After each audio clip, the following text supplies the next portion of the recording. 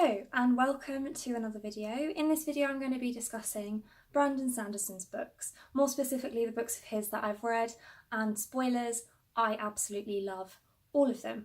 And I'm going to discuss them in the order that I read them, but just some general things first. Brandon Sanderson is an excellent writer. His writing style really suits my reading style. He writes predominantly fantasy books, which makes him a perfect author for me, and I only discovered him this year and very quickly have devoured a vast amount of his books. So getting straight into it, I started with the Mistborn series. Now, I don't have the physical copies of these, I read them on my Kindle, and I will just say that I have only read the first era Mistborn trilogy so far. So that starts with Mistborn, the Final Empire, second book is The Well of Ascension, and the third book is The Hero of Ages. This is going to be a non-spoiler video. I'm not going to include any spoilers in any of these reviews, but I may do spoiler chats at some point in the future. Maybe when I've reread them, we'll see. But for now, this is a non-spoiler review of each book, so you don't have to worry about any spoilers being included. Mistborn is, again, I'm just talking about the first era, I haven't read the rest yet. I kind of want to wait for the last book to come out before I read the second era, because I'm not sure if I read the first three. It goes, Alloy of Law is kind of like a bridge book between first and second era, and then there's the second era, which is Shadows of Self, Bands of Mourning, and then I'm not sure what the name of the third book is going to be. I'll write it down in the description bar, because there is a title for it, I just can't remember what it is, but it's not out until sort of this time next year, and I have a very strong suspicion that if I read The Alloy of Law, Shadows, Self, Bands of Mourning now, I'll be like dying for the next year until the last book comes out. So I'm not going to do that to myself. I've got plenty of other things on my TBR to be reading. But Mistborn is set on a fantastical world where the magic system is called allomancy, and it's based around metals. And you have three categories of people. First, people who can't do magic at all. Second, people who can do one type of magic, so they can consume and burn one type of metal, and that's it. And then third are Mistborn, and Mistborn can consume, burn, and use all types of metal to have access to all of the allomantic abilities. And I'd say the main character in Mistborn is Vin, and the premise of the first book is very interesting. It's based on a world where the antagonist has already won and is ruling over the land with an iron fist, and most of society is very oppressed, and they aren't happy. They feel that they are mistreated, and they are mistreated. And so this band of thieves, as it were, band together in a very Ocean's 11 type heist to overthrow the Lord Ruler.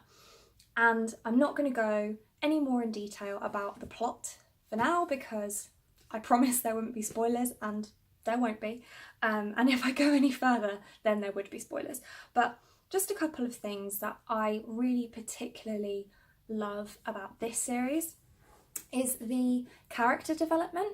I feel like all of the characters in this original trilogy really develop well throughout the series, but it's a very natural and realistic development, I think.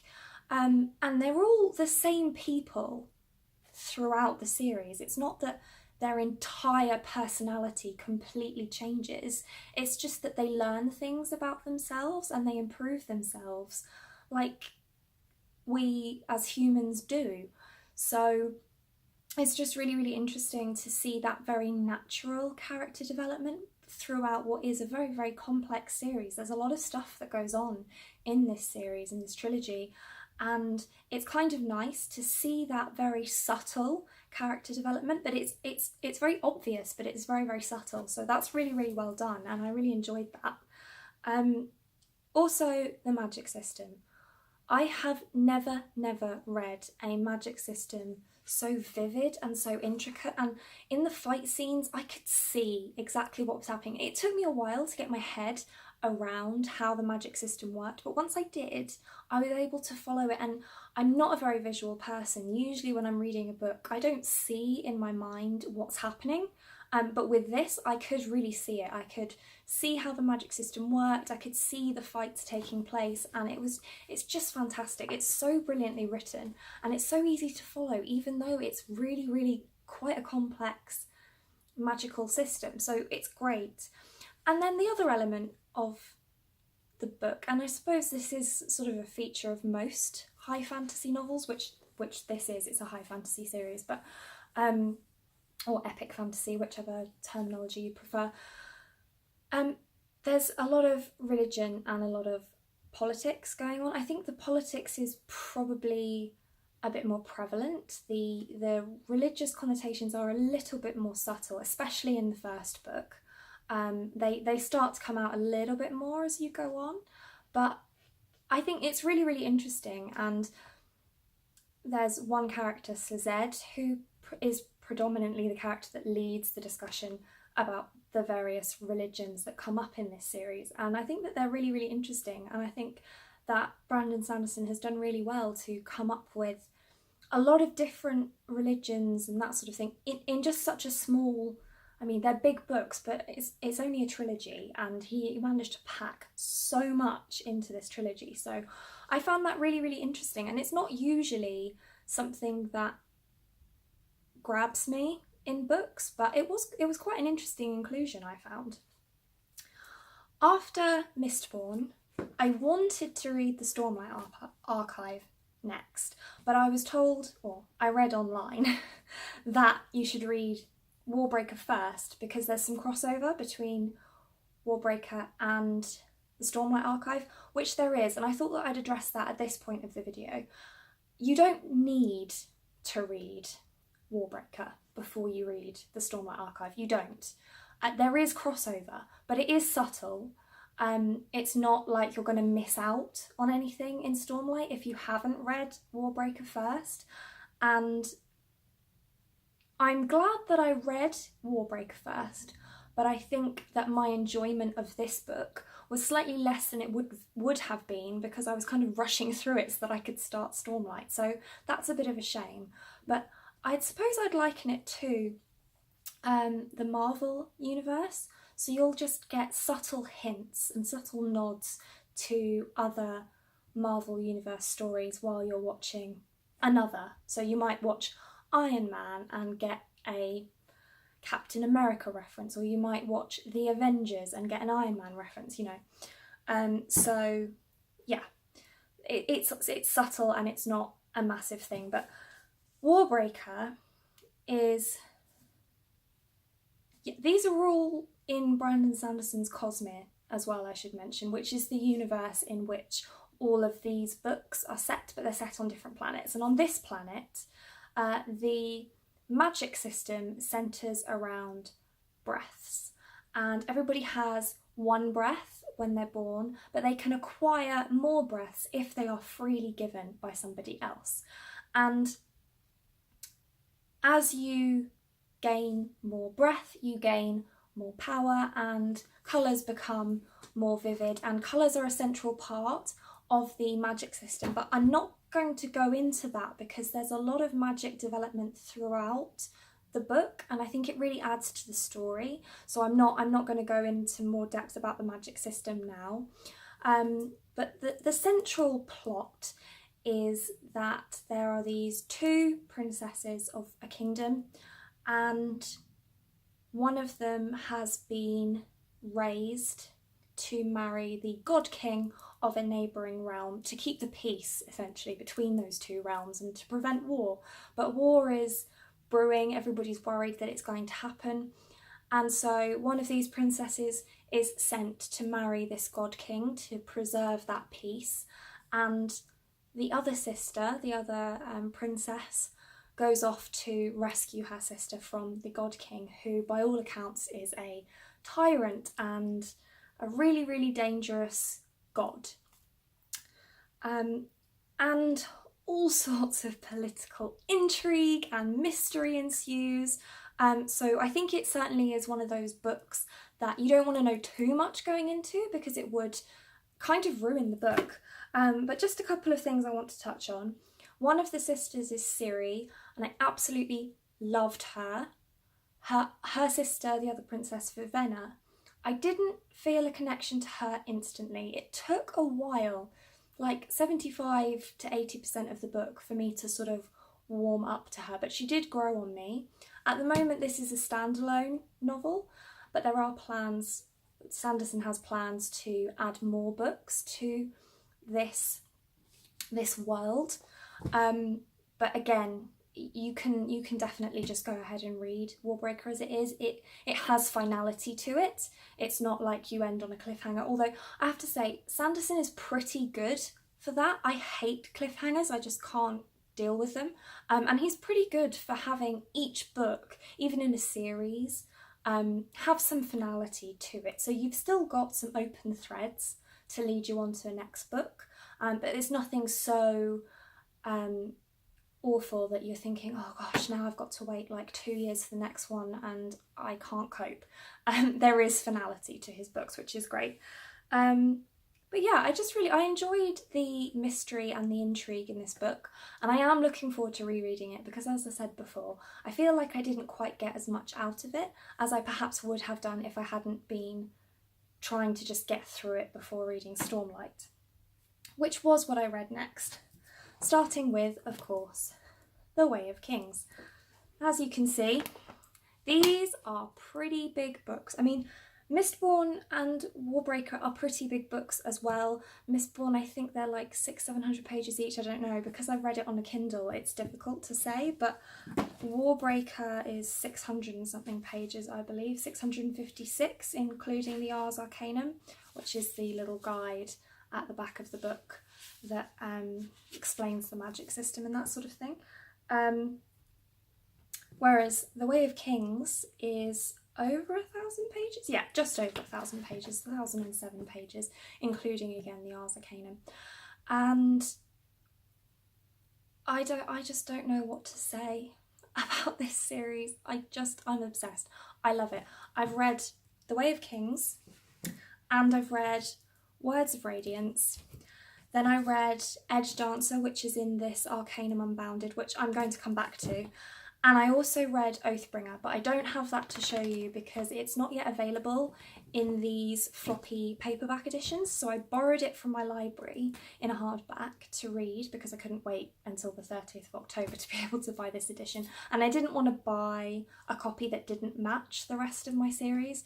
So I borrowed it from the library and the floppy paperback comes out at the end of October. So I'm going to be ordering it then. But I read these back to back, so I read Way of Kings, Words of Radiance, then Edge Dancer, and then Oathbringer, and I just love them. I love them. I'm so attached to all of the characters. They're all very flawed, they're all very real, and I love them all. Kaladin is definitely my favourite, but so far the main protagonists that we've had are Kaladin in The Way of Kings, Shallan in Words of Radiance, Lift in Edge Dancer, and Dalinar in Oathbringer. And in the main, not Edge Dancer, which is a short story between books 2 and 3, but in books 1, 2 and 3, the main protagonist, so Kaladin, then Shallan, then Dalinar, you get flashbacks.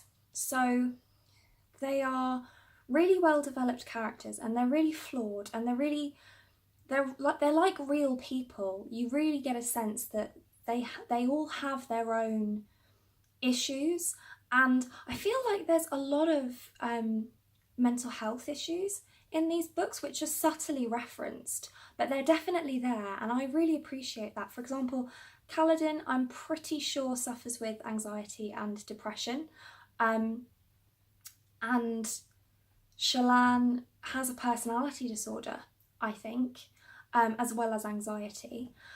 And Dalinar, he has mental health issues, but I'm not going to go there because it would spoil. But there's stuff there that I can't really go into. But yeah, they're really complex, realistic characters, and I really enjoy that, and I feel very connected to each of them. Also, the world is so immersive and realistic, and I can really feel what it's like to live there. It's set in a world called Roshar. Again, it's in the Cosmere, and Roshar is a place that is plagued by these high storms which come regularly, maybe every few days, maybe once a week. They're really unpredictable, although there is a sect of society that do try to predict when the high storms will occur, even though from a religious perspective, seeing into the future is seen as a blasphemous thing to be able to do. But they get around it with high storms somehow. But because of these high storms, which are just devastating and catastrophic, the ecosystem of this world has evolved to deal with that. So the plants, they shrink in on themselves when there's movement around them. They disappear back into their shells or into the earth, or even in some areas of the world, the trees will lie flat on the ground so that they're not completely destroyed by these high storms. And the creatures, the animals on this planet, have developed thick carapace, which is like a thick shell, to protect them from these storms. So it's a really intricately designed world, and it's so vivid and immersive. You really feel like you understand this place, and the magic system is really interesting, but I'm not going to go into it because it's very complex. But the thing that I really like about it is that you learn about the magic system as the characters do. So at the beginning, unlike in Mistborn, where the magic system is known to everybody in the world knows that this magic exists and knows how it works, and they either have access to it or they don't. And they might learn from somebody who's been using it for longer than them, but they know it exists. It's just a case of them learning how to use it. Whereas in the Stormlight Archive, that isn't necessarily the case, and everybody is trying to figure out what's going on. And at the beginning of the book, there isn't much reference to the magic system, and that's because it grows with the characters, which I find really interesting. I could go on and on about Stormlight, and I probably will in a separate video, but again, I don't want to give away spoilers, and this is a seriously epic fantasy series, and so it's very difficult to say any more than that without spoilers. But don't be intimidated by the size of the books. I know that they are big books, but they are not dense at all. They're really very easy to read. They're so gripping, they're so fantastic. I would strongly recommend reading them. And again, there is finality to each book in the series, so I don't feel too bad about the fact that I'm now going to have to wait until 2020 for the next book. Like, I want it now, don't get me wrong, but I'm not like seriously stressed about it. The next, well, I read Edge Dancer in between book 2 and book 3 of Stormlight Archive because it's a short story set in the world of Roshar. But then after that I read the 11th Metal, which is also in this Arcanum Unbounded. This is a bind up of various short stories in the Cosmere. And so I read the 11th Metal, which is a prequel to the Mistborn trilogy, or the Mistborn series actually, because it is before Second Era Mistborn as well. It's very short, something like 60 pages, something like that, and it follows one of the main characters, and I'm not going to tell you who. You can read it first. You can read it before First Era Mistborn if you want to. If you're not sure that you're going to like Mistborn, it's a nice quick dip of the toe into the world to get a taste of what the world is about. and to see if you might like the series. So if you're not sure if it's going to be for you, then I definitely recommend starting with the 11th Metal. I'm pretty sure you don't have to buy the Arcanum Unbounded. You can buy the 11th Metal on its own, I believe.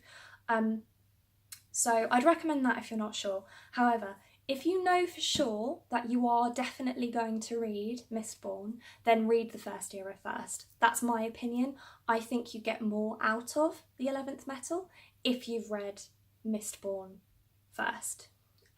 Because you already understand the world, you already understand the magic system, and so you can just enjoy the short story for what it is without having to learn all of that stuff first. I haven't read yet anything else in this bind-up because some of the other books you have to have read other things first, i.e. second era Mistborn, which I haven't read yet, so I'm not going to read the other Mistborn short stories in this until I've read that, which, as I said, I'm going to try and wait until just before the last one comes out. Whether I make it, we'll see. There are also a couple of shorts in here that I can read once I've read Elantris, which I have read, so I just haven't got to them yet. But that brings me on nicely to the next book that I read by Brandon Sanderson, which is Elantris.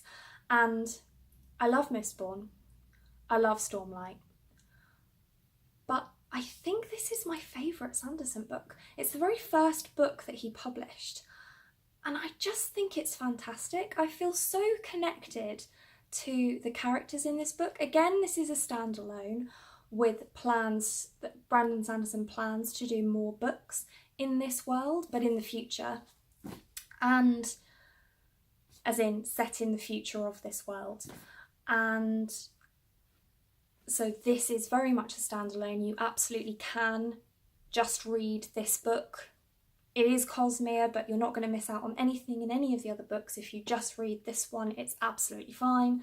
This is the 10th anniversary edition of the book, with some things tidied up. So if you haven't read it yet, I'd recommend picking up this version because Brandon Sanderson has gone back and sort of perfected a few of the things that he wished he'd done when he originally wrote it.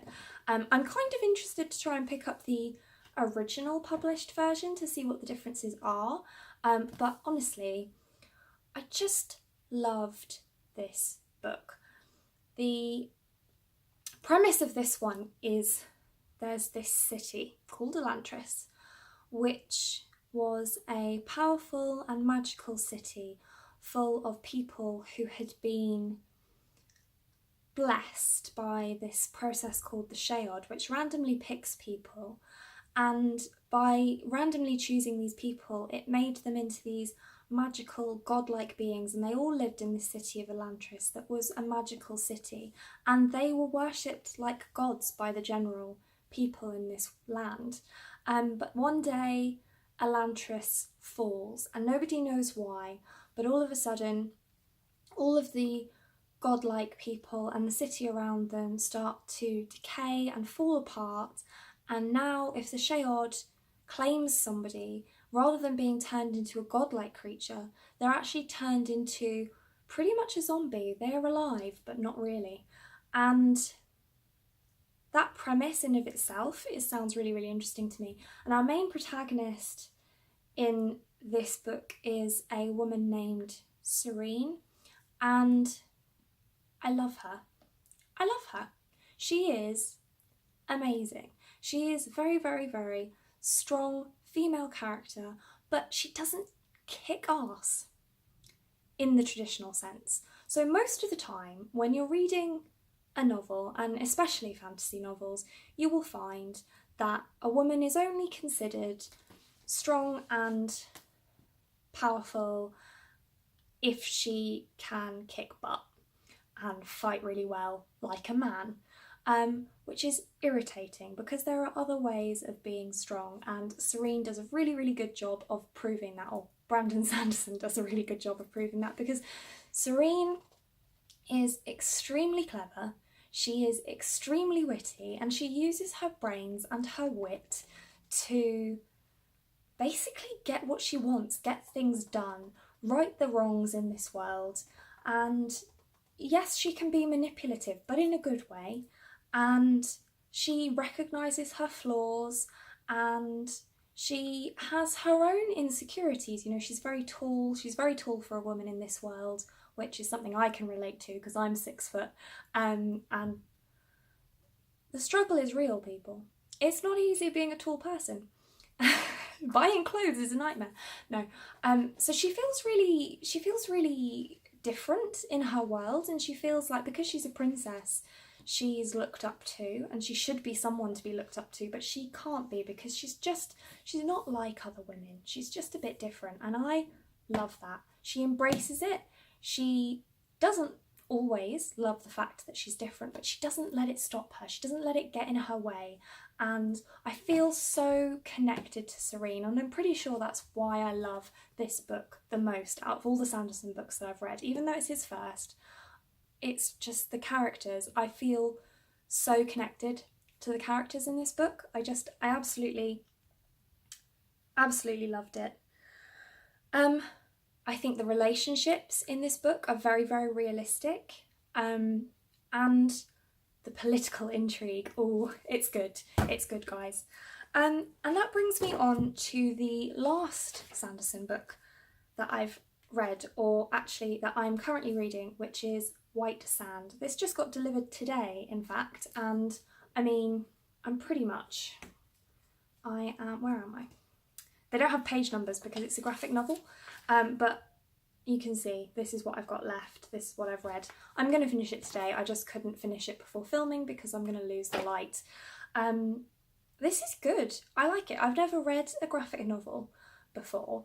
I don't know that the art style is necessarily my preference. I tend to prefer more manga style art, I think. And this is very much, let me find a good page for you. This is a bit more, I don't know how to describe it. It's nice, but it's not like cutesy. I think I'd probably prefer something cutesy, which this isn't. This is gritty, and it has to be because that's kind of the story. This is volume 1 of a 3-volume. It's not a series. It's one of Brandon Sanderson's first novels, but it's unpublished. So whereas Elantris is his first published novel, White Sand was a novel that he wrote before Elantris and before Mistborn, but which never got picked up and never got published, and he never sort of finished writing it and perfecting it. And then he got approached by Dynamite to make a graphic novel of it. So volumes 1, 2 and 3 are book 1 in the White Sand trilogy, I believe it is. So far there's only volumes 1 and 2 out. I think volume 1, I want to say, came out in 2016, and volume 2 came out earlier this year, so quite a big gap in between volumes 1 and 2, so it might be a bit of a wait until I can read volume 3. Sorry, I might have moved. The doorbell just went. It was my supermarket Sainsbury's delivering. Anyway, I was about to say, I'd like to be able to tell you what White Sand is about, but I've only read probably about 60% of volume 1, so I'm not 100% sure yet, but I do know that the world is a planet that is stuck between 2 stars, one of which is a very bright sun, and one which is very dim and surrounded by, I'm not sure, an asteroid belt or something? Anyway, so one side of the planet is completely dark and one is completely bright. So you've got day side and dark side. And the magic system that is currently happening is surrounded by sand, or it's based on sand. So the magicians in this world can control sand. And that's all I'm going to say about it, because that's all I really know. And because it's a graphic novel, there's not much blurb. So yeah, I'm going to leave that there. Those are the Brandon Sanderson books that I have read and am reading. As I said before, I've loved all of them. Massive Sanderson fan. So glad I discovered his books this year. Honestly, I'm going to be taking part in a buddy read again on Elliot Brooks' channel again for Skyward next month, which I'm really looking forward to, and I've pre-ordered my copy of it in hardback, so I'm super excited for that to arrive on the 6th, which is 6th of November, which is the release date. But I'm going to leave it here for now. I've been filming for about half an hour, so this hopefully won't be too long of a video, but essentially this is just my Brandon Sanderson gush because I absolutely love his books. So if you like this video and you'd be interested in seeing more like it, then do hit that subscribe button and leave me a comment down below if you've read any Sanderson books. What do you think of them? What's your favourite? If you haven't read Sanderson yet, are you tempted to? Where would you like to start? And if you'd be interested in any other videos about Sanderson's books, then do let me know. And that's it. Bye!